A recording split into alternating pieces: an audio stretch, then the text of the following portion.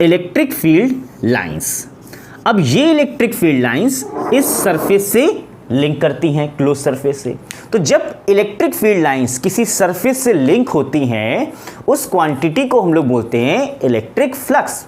अब ये electric flux किसके इक्वल होगा, यही हमको गॉस थ्योरम में पढ़ना है, यही हमको स्टेटमेंट में समझना है। सो सबसे पहले हम लोग स्टेटमेंट की बात कर लें। Electric flux linked with a closed surface, electric flux linked with a closed surface is equal to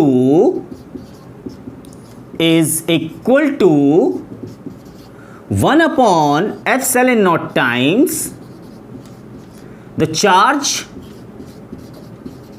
charge enclosed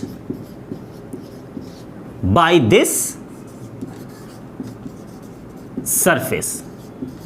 सो ये हमारा क्या है, गॉस थ्योरम का स्टेटमेंट है। अब इस स्टेटमेंट को हम लोग मैथमेटिकली भी लिख सकते हैं। कैसे, देखिए, अगर मैं इलेक्ट्रिक फ्लक्स की बात करूं तो इलेक्ट्रिक फ्लक्स क्या होगा, E vector dot d s vector. D s क्या है यहां पर, surface, this is the surface d s. इस सरफेस से इलेक्ट्रिक फील्ड लाइंस लिंक हो रही हैं E, this is the electric field lines. तो E vector dot d s vectors, इस स्मॉल सरफेस से इलेक्ट्रिक फील्ड लाइंस लिंक हो रही हैं ई, ठीक है। तो E vector dot d s vector, और ये साइन किसका है, क्लोज्ड सरफेस का, क्लोज्ड इंटीग्रल, ठीक है ना, यहां पर मैंने ये लगाया हुआ है, ये साइन किसका है, क्लोज्ड इंटीग्रेशन का।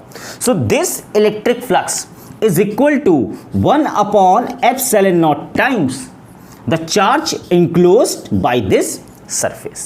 so ये जो इक्वेशन है इस स्टेटमेंट को सपोर्ट करती है। तो इस चीज को आप ध्यान रखिएगा, स्टेटमेंट क्या है गॉस थ्योरम का, ठीक है।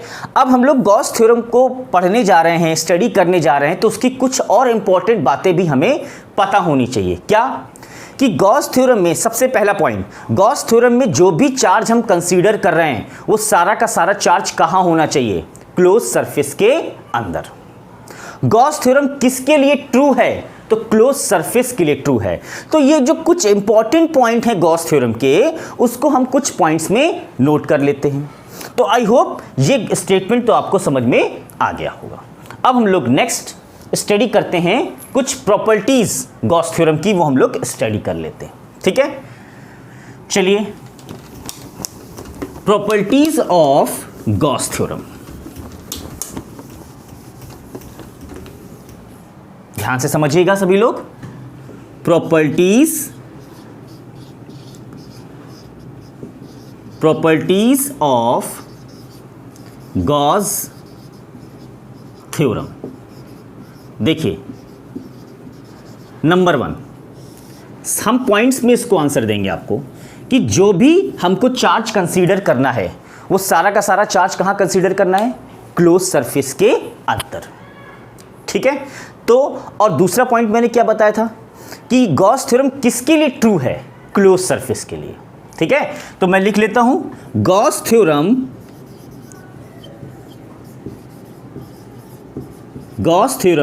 is true only for closed surface, ठीक है। दूसरा पॉइंट हम लोग नोट कर लेते हैं, all the charges are considered inside the surface।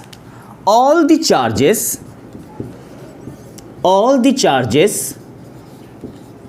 are considered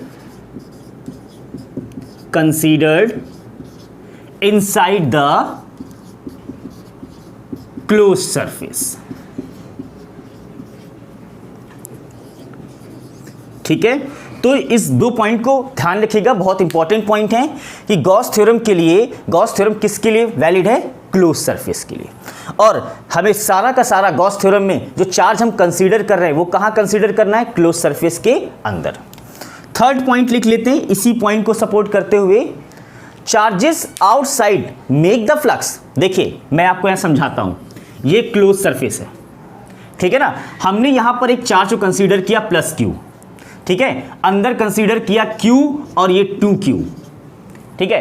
तो जो भी हम फ्लक्स कंसीडर करेंगे, इलेक्ट्रिक फ्लक्स, इन दोनों चार्जेस की वजह से कंसीडर करेंगे, 2Q और Q, कितना हो गया 3Q, ठीक है ना। तो जो भी हमको फ्लक्स कैलकुलेट करना है वो सिर्फ किसकी वजह से करना है, जो चार्जेस क्लोज सरफेस के अंदर हों।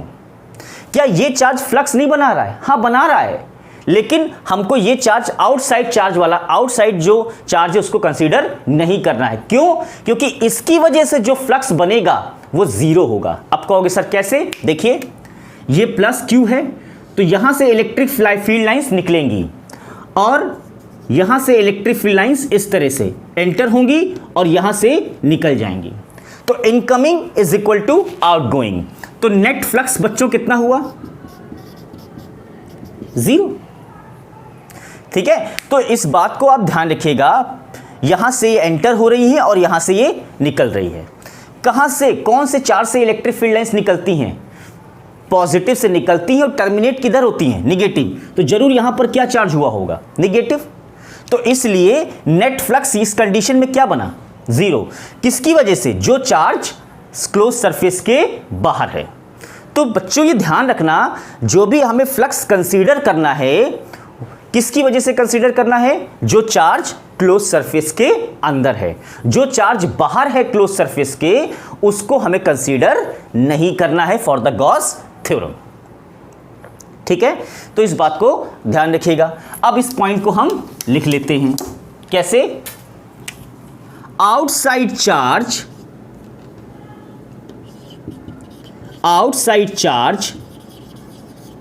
Make the flux but net flux due to inside the charge only, ये चीज लिख दीजिएगा, ठीक है। तो आउटसाइड, जो चार्ज आउटसाइड है वो तो फ्लक्स बना ही रहा है, क्योंकि आपने देखा होगा ये जो चार्ज था प्लस Q, इससे इलेक्ट्रिक फील्ड लाइंस निकल के सरफेस से लिंक तो हो रही हैं, फ्लक्स बन रहा है। लेकिन इस आउटसाइड चार्ज की वजह से फ्लक्स कितना हो रहा था? 0। तो हमें इस चार्ज को कंसीडर नहीं करना है, ठीक है। तो इस बात को भी आप ध्यान रखिएगा। Outside charge make the flux but net flux due to inside charge, due to net flux consider due to inside the charge. इसको लिख लीजिए, considered due to inside the charge only, ठीक है। और क्या हो सकता है? फोर्थ पॉइंट, गॉस थ्योरम हम किसके लिए एप्लीकेबल होगी? सिमेट्रिकल सरफेस के लिए। अभी हम लोग सिमेट्रिकल सरफेस को समझेंगे। सिमेट्रिकल सरफेस का मतलब यह होता है कि हर एक सरफेस पर इलेक्ट्रिक फील्ड यूनिफॉर्म होनी चाहिए, पहली बात। दूसरी चीज, इलेक्ट्रिक फील्ड और एरिया वेक्टर के बीच का एंगल कांस्टेंट होना चाहिए। तो Gauss theorem is true only for the symmetrical surface. तो इस पॉइंट को आप खुद लिख सकते हैं, ठीक है ना। तो गॉस थ्योरम किसके लिए एप्लीकेबल है? सिमेट्रिकल सरफेस के लिए, ठीक है। तो इस बात को भी आप ध्यान रखिएगा। अब हम लोग पढ़ने जा रहे हैं, डस्टर ले लो, इसको भी लिख लेते हैं। Use Gauss theorem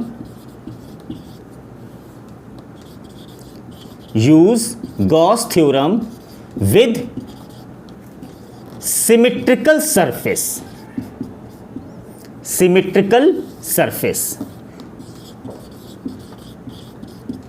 use Gauss theorem with symmetrical surface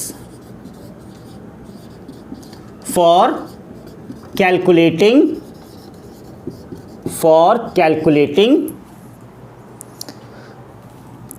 electric field। तो इस बात को भी ध्यान रखिएगा, गॉस थ्योरम हमें किसके लिए यूज करनी है? सिमेट्रिकल सरफेस के लिए। क्या कैलकुलेट करने के लिए? इलेक्ट्रिक फील्ड, क्योंकि इलेक्ट्रिक फील्ड सिमेट्रिकल सरफेस में कैसी होगी? यूनिफॉर्म होगी।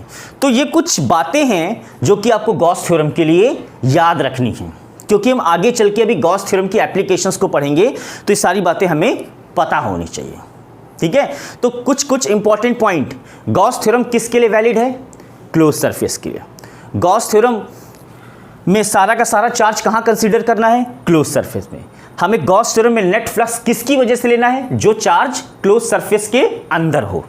तो और गॉस थ्योरम किसके लिए यूज करना है? Symmetrical surface. क्यों? क्योंकि हमें क्या कैलकुलेट करना है? Electric field. सिमेट्रिकल सरफेस में इलेक्ट्रिक फील्ड कैसी होती है? यूनिफॉर्म। तो ये सारे पॉइंट्स हमें गॉस थ्योरम के लिए याद रखने हैं। ठीक है, आई होप ये सारे पॉइंट्स आपको समझ में आ रहे होंगे। नेक्स्ट हम लोग डिस्कस करेंगे गॉस थ्योरम का प्रूफ। ये जो अभी हमने स्टेटमेंट लिखा था, electric flux is equal to 1/ε0 times the charge enclosed by this surface, उसका हम लोग अब प्रूफ स्टडी करने जा रहे हैं। सो नेक्स्ट हेडिंग हमारी होगी प्रूफ ऑफ गॉस थ्योरम। चलिए देखते हैं प्रूफ ऑफ गॉस थ्योरम।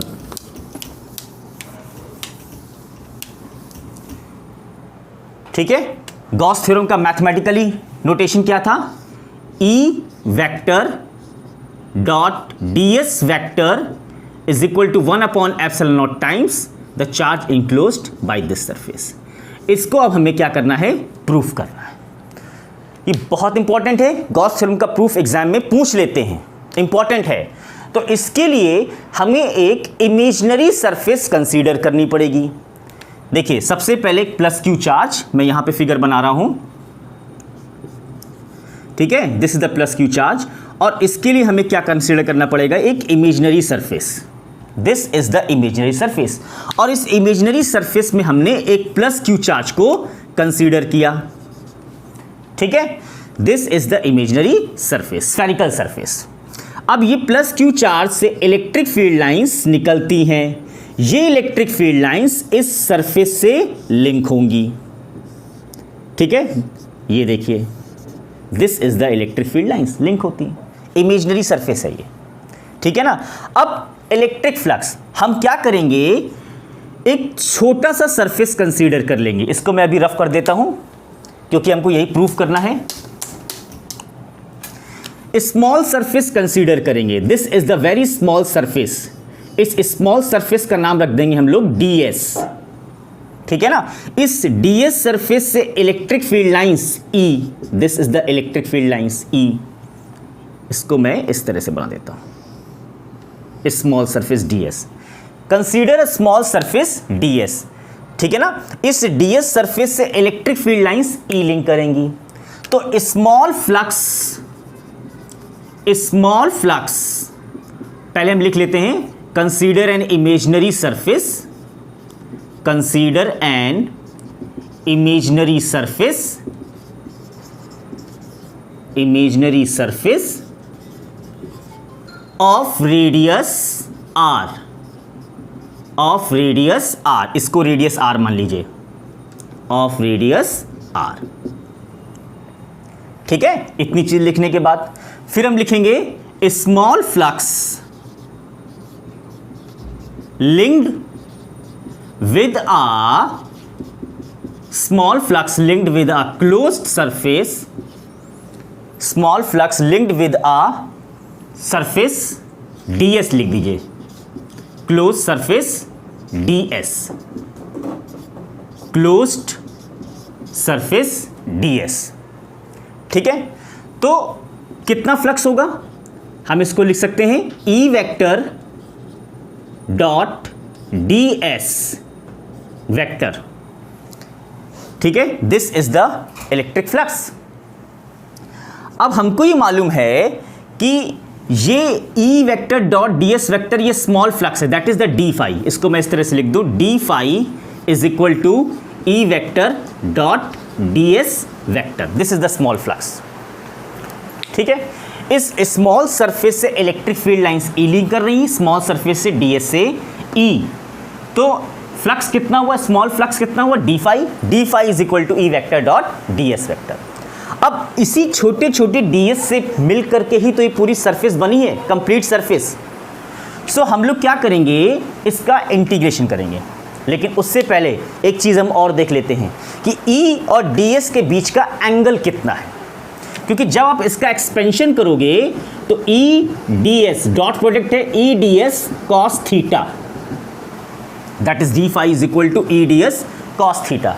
ये थीटा एंगल कितना होगा आप बच्चों देख रहे होगे, और इस ds का जो एरिया वेक्टर होगा ये है एरिया वेक्टर।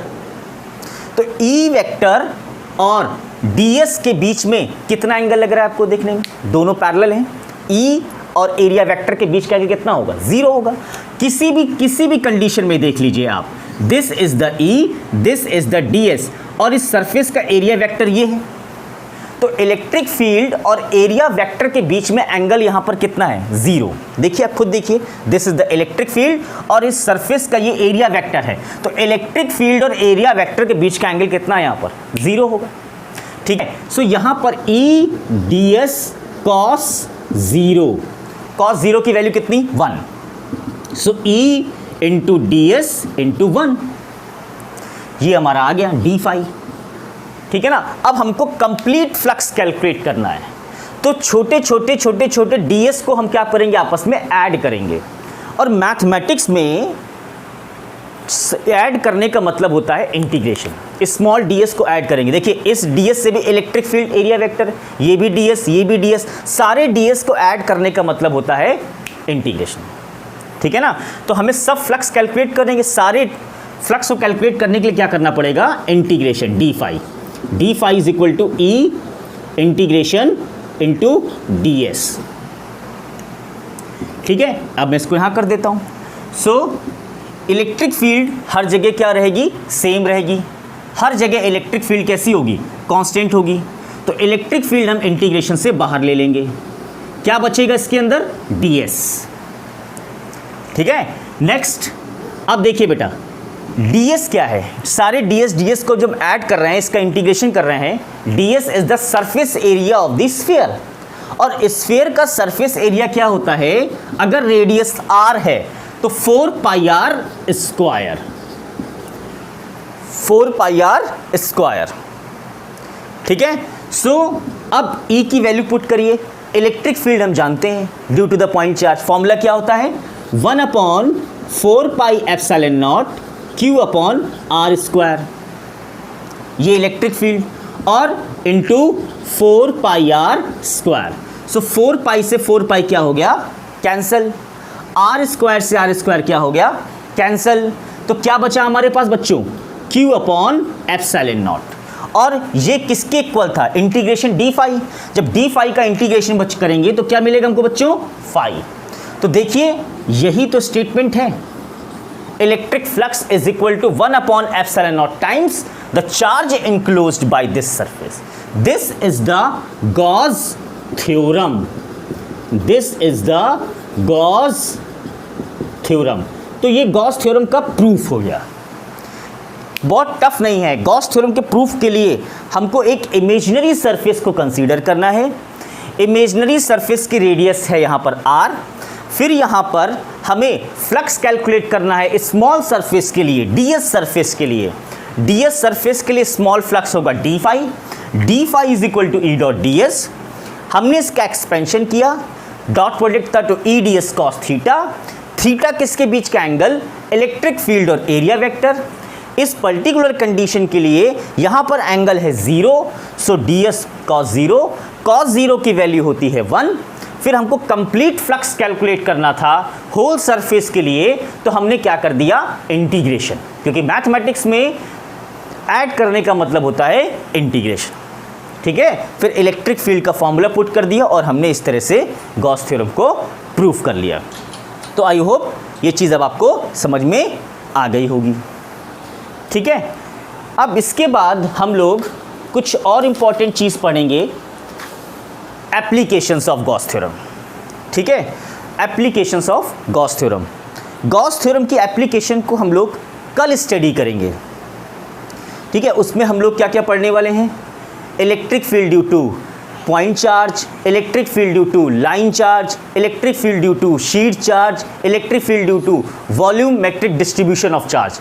तो ये सारे इलेक्ट्रिक फील्ड हमको कैलकुलेट करनी है बाय यूजिंग गॉस थ्योरम। किस तरह से हम लोग गॉस थ्योरम अप्लाई करते हैं, वो सारी चीज़ें हम लोग नेक्स्ट क्लास में स्टडी करेंगे। ठीक है, तो आज के लिए इतना ही काफ़ी बेटा। Thank you.